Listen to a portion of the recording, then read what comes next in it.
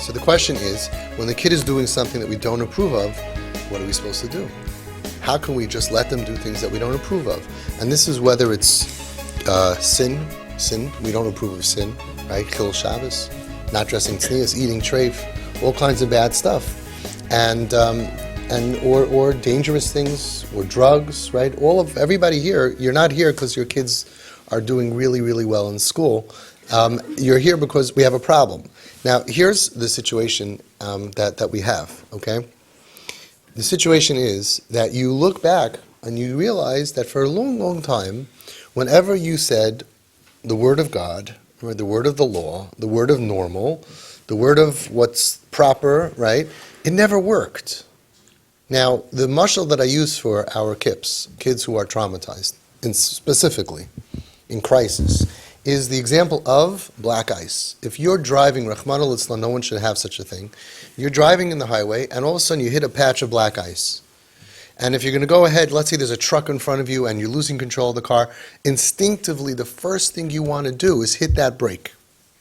Okay, let's do it in slow motion. You're going to hit the brake, but your wife says, hang on, I think I heard something about this. She Googles, what do you do if you hit black ice? The first thing it says is, do not hit the brake. Why? Because you're going to spin. The worst thing, you increase your chances of death and killing other people goes up by 1,000,000% if you hit the brake. So then you say, but what am I supposed to do? So a lot of people have this nature that when you tell them that your idea is going to cause damage, instead of saying, okay, I'm not going to do it, they say, but what am I supposed to do? In other words, you'd rather do the thing that causes damage? No, that tool doesn't work. So first of all, maybe you'll do nothing. Until you have an idea that's going to make the situation better, why would you make something worse? So I'm picking on you, but everyone is the same. I have so many people I speak to out there. So you should do nothing? I said, we just went through that your idea has a huge chance of making the situation much, much worse. So why is that a kasha on me? We should do nothing? It sounds very logical. We should do, everybody says it like, but should you do nothing? Like, you could be very chashuv, you could stroke your beard. It's still, the only option is worse. So let's make this very clear. Let's use money, because everybody understands that, okay? You have $50,000 and you want to invest it, okay? And you say, I got to invest it, I want it to make money. So I want to buy stock QBC. I tell you, well, I happen to know the QBC, if you buy it, you're going to lose half your money. I should do nothing? I don't know what you should do, but don't buy QBC, you idiot. So after you go to an expert or someone that you trust, by the way, not your brother-in-law, mother-in-law, sister-in-law, nephew, aunt, uncle, because I have this all the time, people are asking advice, or they're getting advice for free, which is nice, from people who never ever helped the situation, which is pretty amazing, right? Can you imagine going over to Hatzalah guy, and you're on a Hatzalah call, and I tap on your shoulder, and the person's bleeding and whatever, choking and whatever, and I tap on your shoulder. I think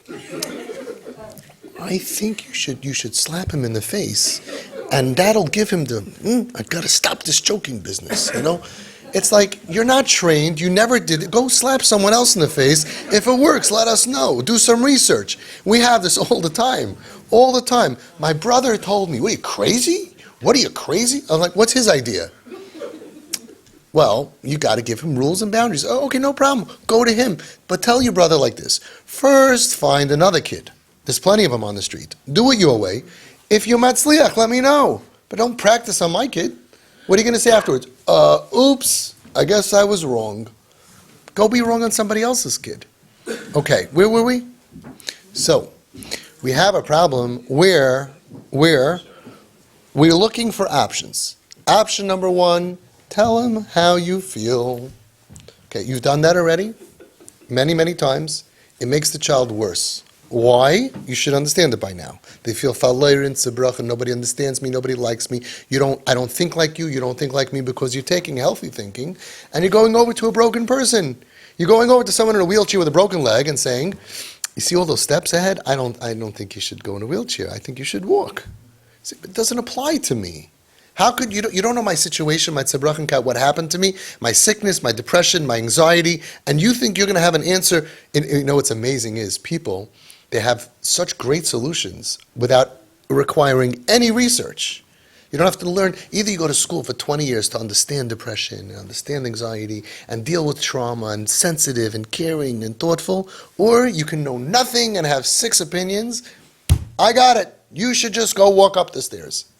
A lot of people with strong opinions, I have a quote outside. It says, the trouble with this world is, right, that all the intelligent people are full of doubts and all the stupid people are really sure of themselves. People are like, I'm so sure. And we look how we answer everything very carefully. We have to go through every single thing. We're not sure of ourselves. We have experience. We have experts. And then I don't care which expert you go to. You went to an expert. So first choice, don't hit the brake because you increase the odds of dying. Spinning out is the worst thing. What's going to be? I don't know, but don't do the wrong thing. That's number 1. Criticism and logic. It hasn't worked for you in the past with this child. So why do you think it's suddenly going to work? All of a sudden they're going to say, wow, thank you so much, and they're going to go ahead and they're going to change their way. It's not going to happen. And if you're not sure, test it. No problem. Come back tomorrow. Let us know how you did. Tell them logic and advice and criticism, because I'm here to help you. You've always been here to help your kid, but the problem is you didn't understand this kid. You didn't help him. You made him feel misunderstood and unloved and unliked, which is not good. That's not helpful. So that's option number 1. We're not going to do that. So what's option number 2, as you said? Well, so we should say as if we're okay? Here's the answer. A person makes illogical decisions when they're in pain. When the emotion of a person is broken, then they have all kinds of questions. They have questions on society, questions on stelling zu, or stelling zi, or conforming. And that's why they come to weddings and they're not even dressed. Even a guy doesn't dress like that because they're out. I'm done. Can't keep track of all these things. Why is it so important to you? You know how it is when you're in pain for years and everybody else tells you what's important to them?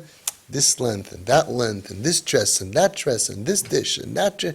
It's nourish. A kid told me he was struggling at night. He had a lot of anxiety, couldn't sleep, couldn't get up in the morning, and was getting knas in yeshiva for missing shacharis. Another kid had problems with his gums, and they pulled a tooth, and it was infected, and he missed 3 days of school. He came in at 12 o'clock on the 4th day, and everybody said, whoa, great to see you. He tells me, doesn't make any, pull out all of his teeth. Who cares about teeth? I want to die when I get a knas. Now, it's not the yeshiva's fault because they didn't know, right? People don't know. But that's the reality of these kids when they start to spiral. You're only picking up on the pain years later. Years later.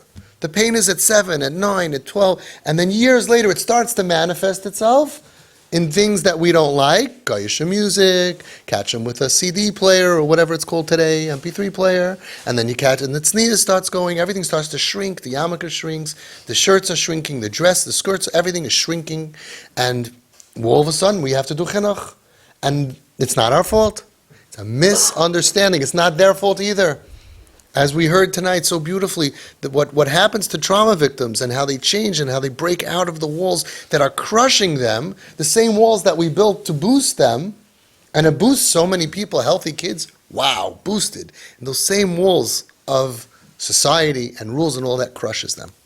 So now we have a problem. We have a kid with an EF, emotional fever, of 104. So the question is, what am I supposed to tell him now? The answer is like this. In a year from now, I want him to have 102 emotional fever. So say things today, because you can't stop them anyway, that is going to help heal the nefesh of the child. And you can do that, Tati and Mommy, more than all the therapists and psych wards in the world. You have the most access to the deepest place of this nefesh. And if you heal the nefesh of the hurting person, I am with you. You're not alone. I trust you. You're asking me how you should dress to the wedding? You always look good. I should be asking you how to dress at the wedding. Anything to massage the broken part, the nefesh of the child, and mean it, because they're good kids. And throw your trust behind them, even if you don't understand. Why should they lose out? Because you never learned about sexual abuse or traumatic children, and you didn't study PTSD. You guys now know everything. A lot of parents don't do anything. I have parents calling me up. They know their kid was molested 7 years ago. They didn't buy one book. I said, why wouldn't you buy a book? A kid swallows a marble. You're going to buy a book on how to deal with that. Crohn's disease, you're going to become a professional. You know your kid was molested 7 years ago. You didn't even go to the library. It's basically free. You didn't one YouTube video. Now, if you know what the symptoms are, you know the kid has PTSD, you understand the struggling, suffering, you come here to my stuff, go online, PTSD, what does it do? And then you'll understand the answers. Why do they all break out of the rules of society? Why can't they conform? Why do they need dogs and pets? What does it do for them? Why don't they listen to our advice? Why don't they trust us? And you start to fix your child. You're not going to win this battle, but I want you to win the war. So that's what I wrote in the book. Your job is to lose every single battle. What you do, you're going to tell them, what you do is good. I trust you. Because if you don't rebuild the trust, then next year, 2 years, 3 years, it's going to be much, much, much worse. So you're saying, what did she do? She told him, oh, it's a great idea that you're doing. It's not a great idea. We're not crazy. We're twisted, but we're not crazy. We all know that the idea of the child is not a good idea. Not just for us, for them. But they're not going to listen to us now. But when you go ahead and support them, and show them that even though I don't understand necessarily everything you've been through, I trust you, and you rebuild the trust in them, you create a relationship of communication. Beli omer ve'ein devarim, you never need to talk. People who are mashpia, who are, how do you say mashpia? Influencing people with words are very shvach mashpiyim. Real mashpiyim like you guys, you don't need to say a word. When you throw your weight behind the kid and boost the self-esteem of the child, you never have to tell them that thing. Your question that she asked you, she will next year have the answer. Not because mommy told her that you need to dress more tznius. Her self-esteem will feel better. She won't dress in the way that even goyim don't dress. Boost the part that's broken. Find the pipe, the self-esteem, and compliment it profusely. And don't let anything make her think or make him think that these people, they don't understand me. Because let's face it, there is nothing your kid is going to do in the next year or 2 or 3 that you're going to think is smart. So what are you waiting for? When they're smart, then you're going to say, oh, that's a smart idea. Guess what? They don't need you then. When they're doing good stuff, they don't need you. They need you now when they're unable to do the right moves and they're involved in terrible things that are unhealthy, that are dangerous. We have already statistics. Girls who go out in the middle of the night into dangerous places all alone, who are in danger, there's 2 categories. There's the one that the parents are yelling and screaming and locking them out of the house. They're in more danger. And then there's the ones who parents, even though it's very hard, say, have a great time, I love you, call me if you need anything, maybe drive them there. We've had parents drive them to Manhattan, say, I'm in the mood of driving anyway. Sure, 2 o'clock in the morning, I love driving. At 2 o'clock in the morning, it's so peaceful out there. And I'll wait for you, I'll drop you off, and then when they get this, you know what, I want to wait a couple of hours here, go for a walk, it's a nice neighborhood, and I'll drive you back home. We have parents who do that. And there's a crock pot of food waiting for when you get home. We slowly get them back home. Look around at the success of the people who were in your situation, who are no longer in that situation. What changed? What changed? The kid got smarter? No. They know right now right from wrong. Get it through your noodle. There is no problem of Havana, and there's no problem of Yediyah.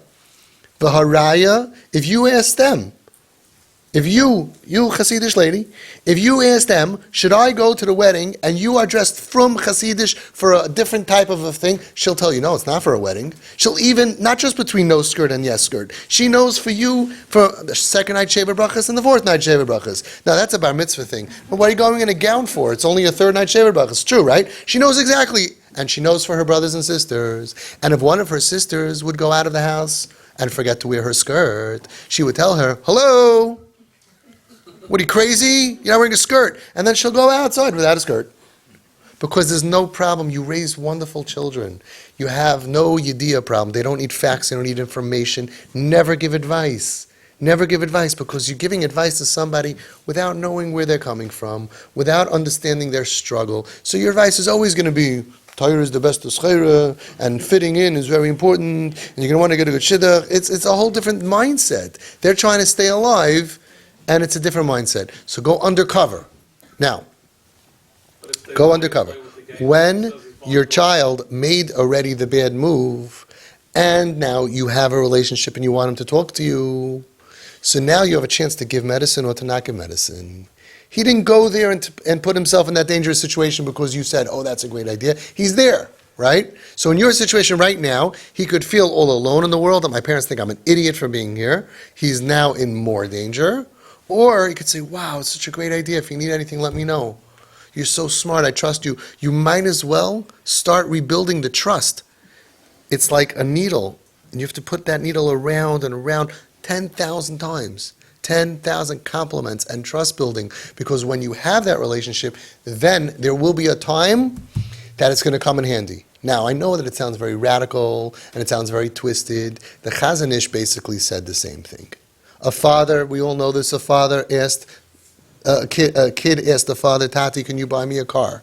The father said, I'm willing to buy you a car as long as you don't drive it on Shabbos. Sounds reasonable? The kid said, no way, no deal. And the relationship got worse. When the Chazon Ish heard about this problem, he said it's kedai for the father to buy the car for the child without any tanai. Even though my money is, I'm giving you the car that you're going to drive on Shabbos, Michal Shabbos Befrasia. Yeah. Kedai to buy the car without any tanai in order that you should have more hashpa in the future. You'll say, what future? I lost already Chilul Shabbos. There's always the next battle. There's always a future. Is he going to marry a Jew? Is he going to marry a not Jew? You don't know what the future is going to be. Lose the battle and win the war. And you would tell the Chazon Ish, what are you, crazy? How can I do such a thing? You have to lose the battle that you're going to you lost it anyway, in order to create hashpah for the future. And one day, all that hashpah is going to come in handy, and you never know what battles you're going to save. Over here in Twisted Parenting, we don't win battles, we lose battles. And we win the battles by not having them in a year from now. Look around. All the people, I don't want to say all, okay, most people who came here with a list of problems a year later, regardless of how, we want more success and all that, but look back at that list. None of those problems are there. Violence? No. Psych wards? No. Overdosing? No. All the things on your list. Of course, you want your kid to be, next to Chaim Kanievsky. We're not talking about that list.